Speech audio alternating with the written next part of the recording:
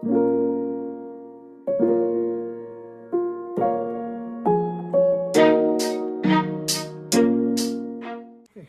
this should be the last lecture over chapter 6. So we'll look at a few more examples of SN1 reactions and look at a few more characteristics of SN1 reactions. So in the last lecture we talked about the first 6 characteristics. So the rate of an SN1 only depends on the alkyl halides, so it's a unimolecular reaction, first order. Leaving group, same as SN2, iodide better than bromide, better than chloride, better than fluoride. So sometimes you may see me throw questions at you like,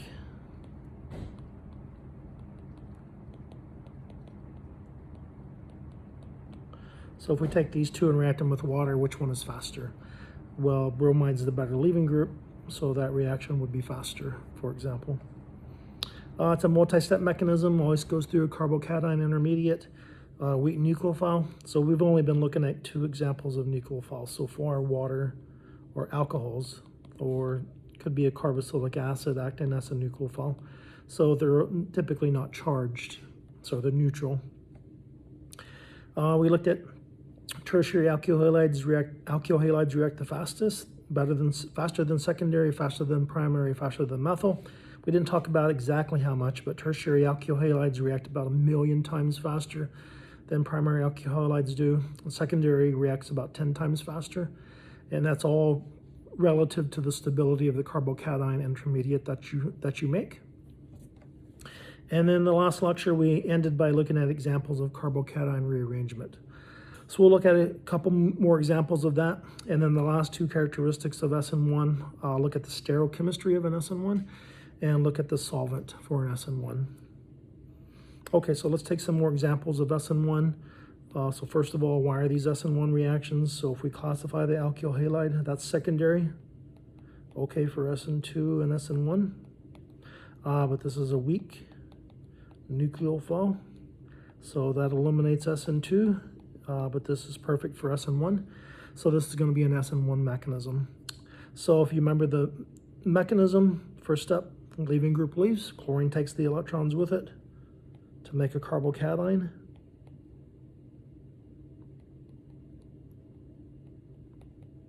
So that would be a secondary carbocation. Secondary is not the most stable. Tertiary is more stable. So if this can rearrange, it will. So basically what you have to do is you have to look at the 2 adjacent carbons and see, is there something there that you can move to the carbocation that would lead to a more stable carbocation. Well, this carbon only has 3 hydrogens. If you move any of those hydrogens over, then you would go from a secondary carbocation to a primary carbocation, and that would be worse. For the carbon on the left, you can move methyl groups as well. So we could move the methyl group over. So we're going to take the electrons in the carbon-methyl bond, and we're going to move the methyl group over. And that would give you, so now that carbon has an extra methyl group on it, and now this carbon is electron deficient, so now that's your carbocation, and that is now a tertiary carbocation, so that's more stable.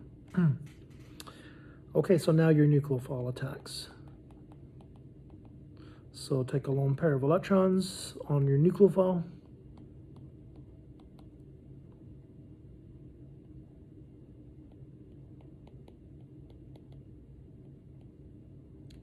So now that oxygen's positive, it's only got 1 lone pair, and then lose a hydrogen from that oxygen.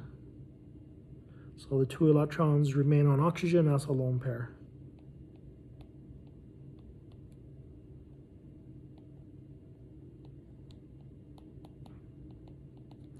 And that would be your major organic product.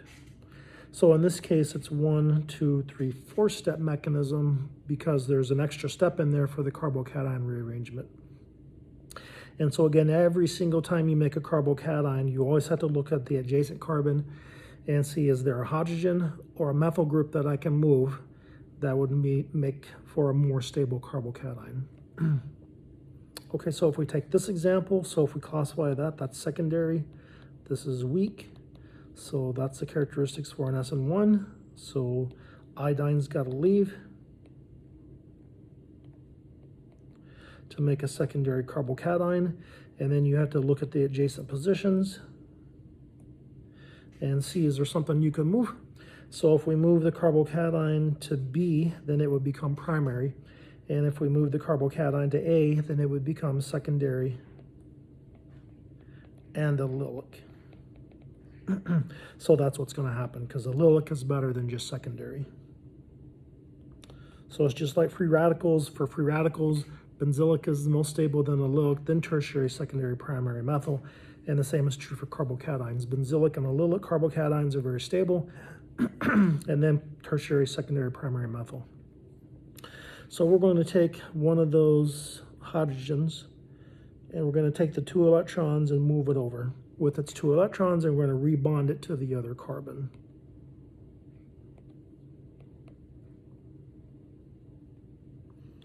So now the carbon, now the positive is there, and the other carbon now has 2 hydrogens, so it's got 4 bonds, so it's neutral.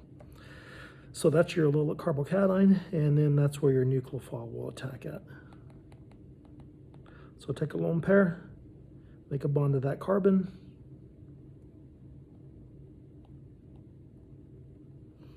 and there's still a hydrogen there, so that oxygen's positive, and then lose that hydrogen.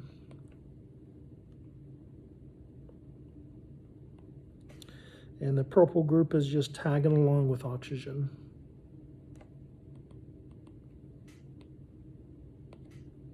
So we're going to take those 2 electrons in the OH bond and make a lone pair on oxygen. And then that would be your major organic product.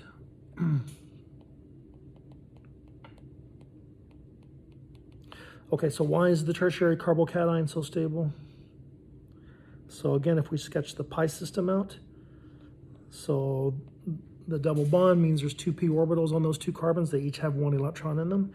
And the carbocation, so that carbon only has 3 things attached, right? It's got 2 carbons and 1 hydrogen, so it's sp2 hybridized. So it's got an empty p orbital there. And so basically what can happen, well, is that carbocation is resonance stabilized, right? You could take this electron and you could move it there, and that electron can move there.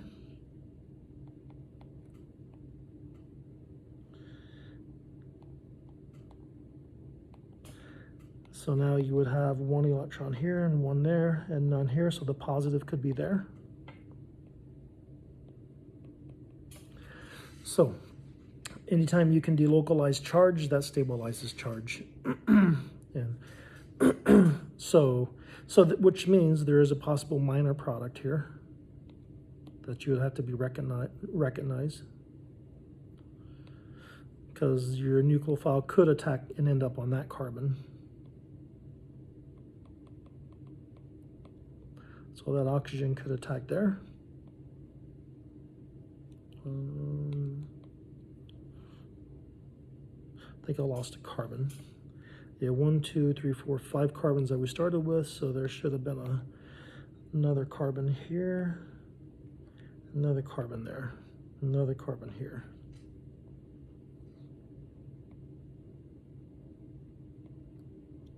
So the oxygen could be attached to that carbon.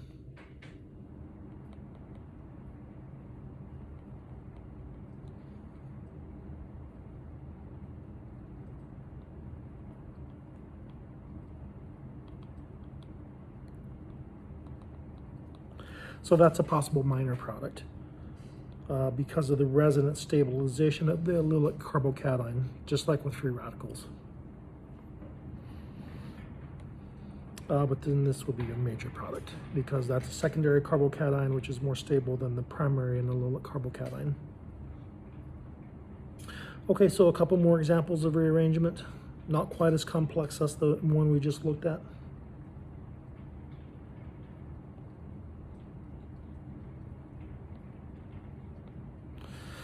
Okay, so this is a secondary alkyl halide. That's a weak nucleophile, so that's an SN1.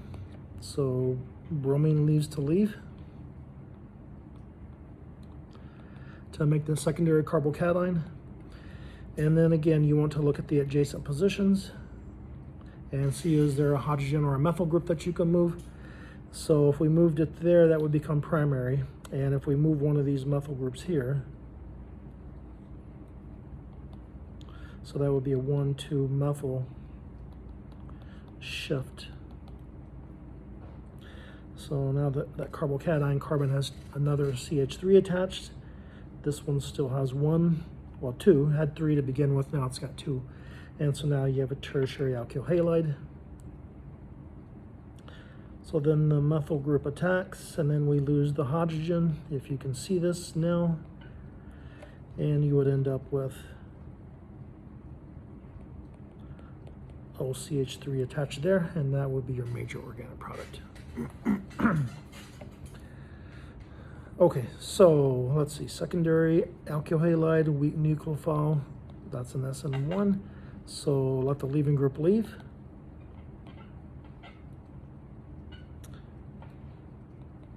You make that carbocation. And I picked this example just to illustrate another concept. So all that we've looked at so far is moving hydrogens and methyls, but it can be more complex than that. So we could move the methyl over, for example, and put the positive there, or we could do this. Let me just draw this again so it's less confusing.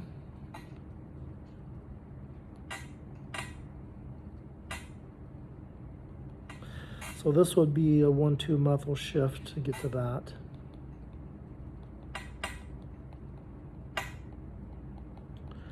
The carbocation rearrangements can be more complex than that. For example, this can move over. So basically, this just means that CH2 is no longer attached to the carbon with the methyl, and now it's attached to the carbon where the carbocation was at.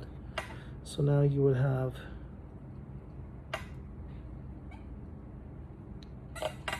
so let's see. So that's our basic carbon structure. We're no longer attached here. Instead, that carbon is attached there. So we've expanded the ring. So we went from a 5-membered ring to now this is a 6-membered ring, and the carbon that is now electron deficient is now that carbon because it doesn't have enough bonds anymore. So this would be the same thing as if we drew this a little bit prettier.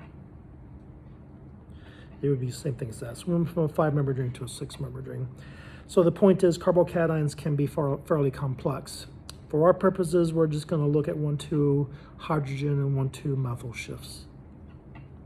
So if we did the 1,2 methyl shift and then water attacked, and then in the next step we lost a hydrogen,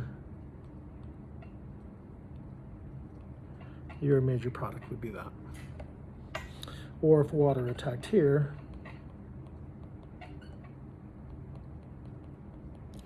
and then you lost the hydrogen, your product would be that.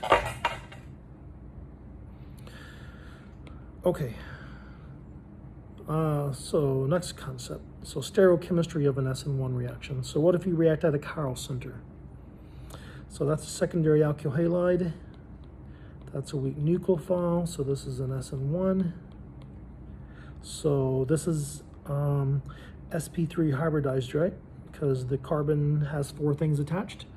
So bromine's got to leave to make a carbocation.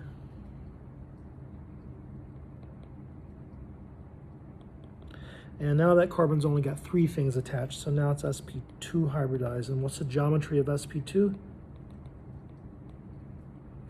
Is trigonal planar.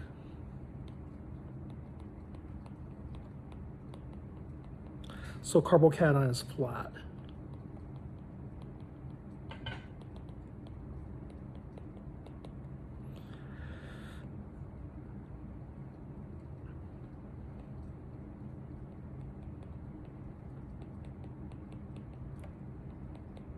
So it's sp2 hybridized, so it's got a p orbital on it. It's just empty. And so significant. So what's significant about this now is that when the nucleophile attacks, it could attack from the top, or it could attack from the bottom.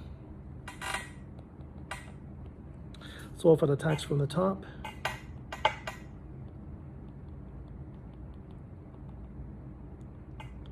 so now your carbon's got 4 things again, so now it goes back to being sp3 hybridized tetrahedral.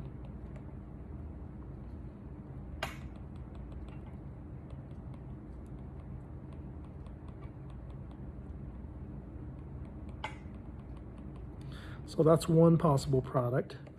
So let's see, the stereochemistry you started with is R, right? Because that's 1, 2, 3, and that's clockwise. And so this would be 1, 2, 3. So that would be still R. So in that case, you got retention of your configuration. Or if the nucleophile attacks from the bottom,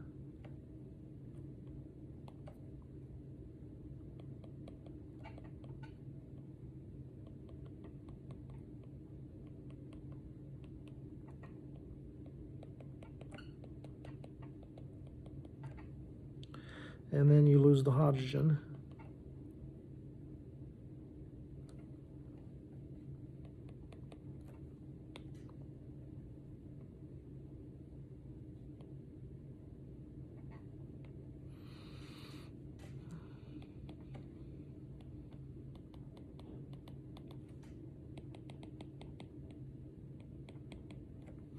And if we assign the stereochemistry there, so that's priority 1. Oops, sorry, what did I miss? That's an ethyl group, not a methyl group.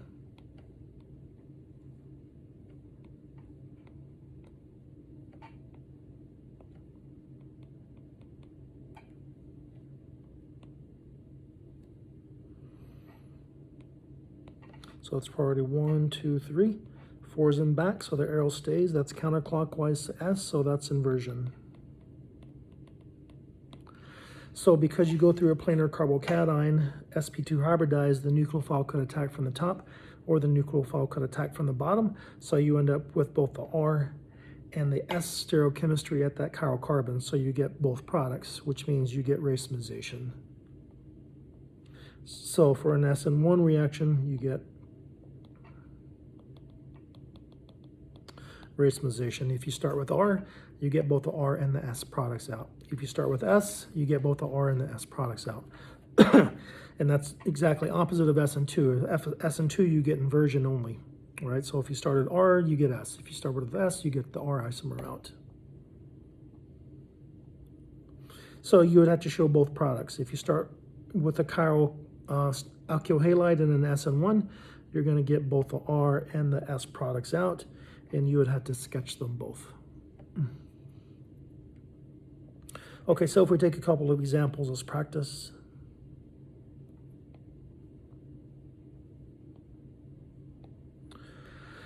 So this is an SN1, right? Because that's secondary, and this is weak. So that's an SN1, and that's chiral. Well, it's not chiral, but there is stereochemistry involved here, right? Because this is a cis isomer that you start with. And so if you're going to get racemization, you're going to have to get cis and trans products out.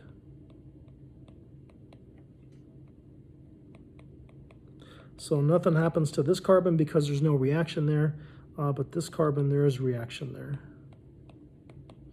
So you're going to have to get both stereoisomers. So the OCH3 could end up on top, or the OCH3 could have ended up on bottom. So same is true here. That's a secondary. This is weak. So this is SN1, and that's a chiral center. So you have to recognize chiral, SN1, you get racemization.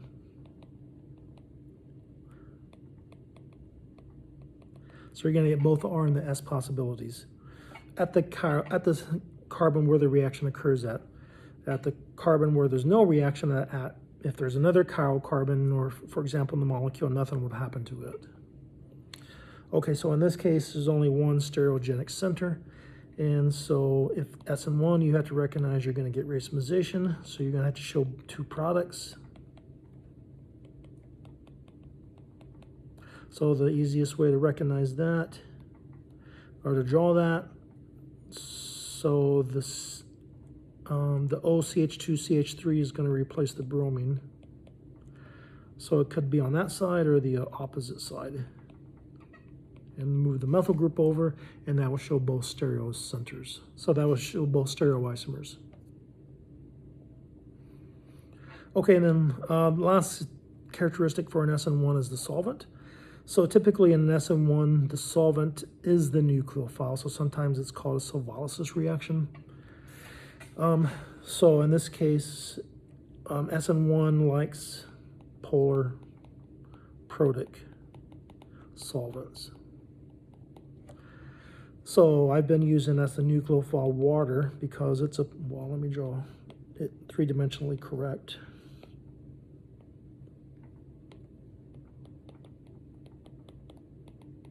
Right, it's polar, it's got a dipole, it's protic because it's got partial positive hydrogens, and the same is true for alcohols or carboxylic acids. Right, they all have partial positive hydrogens, so they're protic. And this can help the reaction proceed because it can hydrogen bond to the leaving group. So when that leaves, to make the carbocation, then the leaving group can be hydrogen bonded to a water molecule. So that can facilitate making the carbocation, and that's the slowest step in the reaction. So anything that you can do to help that reaction is going to speed it up. So SN1 reactions like protic solvents for that reason. And so this would typically be what you see: water, alcohols, and carboxylic acids for SN1 reactions. Okay, so let's just take a couple of examples of reactions and see if you can indicate what they are.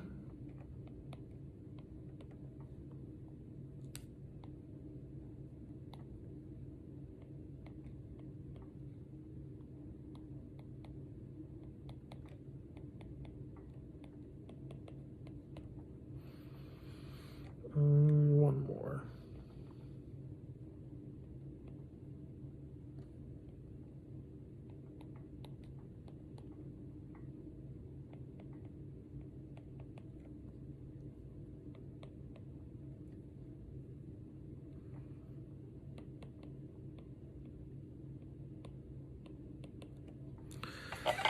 Okay, so for each of these, let's do one more.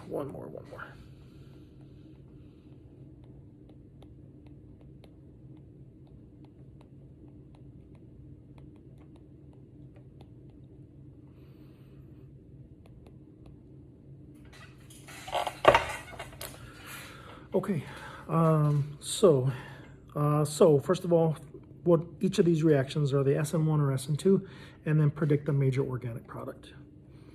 So for this one, you would want to recognize that's a secondary alkyl halide. That's a strong nucleophile, so that's an SN2. So sulfur is going to attack here and kick the chlorine off. So just put the SCH3 in place of the chlorine, and that's your product. And you would get sodium chloride as a side product.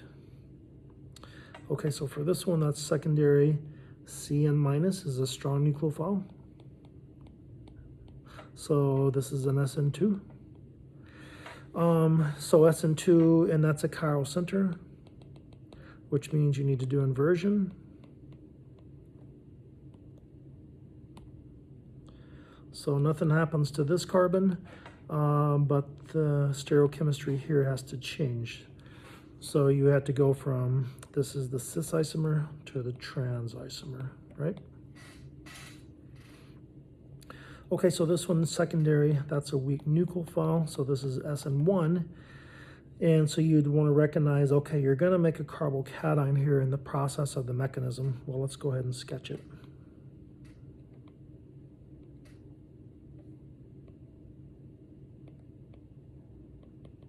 So then you want to look at the adjacent positions and see, can you move something to make a more stable carbocation, which you could in this case. You would move a methyl group over and put the carbocation there, and so that's where your nucleophile attaches at.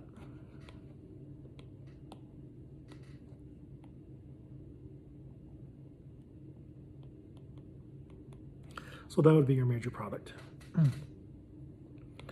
Okay, or maybe you see a reaction presented to you like this. So this would indicate a sequence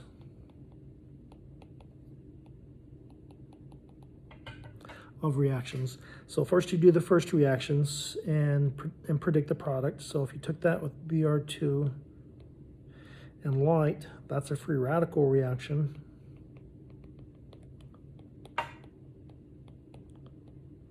So that's going to make that, right, because the benzylic position is the best place to put the radical. And then you do the next reaction, and so this is secondary and benzylic. And this is a weak nucleophile, so that's an SN1 mechanism. So the bromine is going to leave to make a carbocation. It's benzylic, so that's the best place for it to be. It's not going to move from there, so then your water is going to attack, and then you're going to lose a hydrogen from water.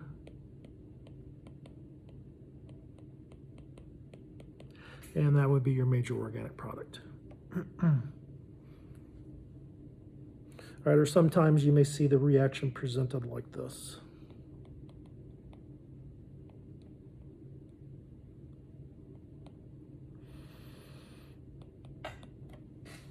So again, it's a sequence of reactions. So what this means is you do this first reaction and write the product. So this is a free radical reaction.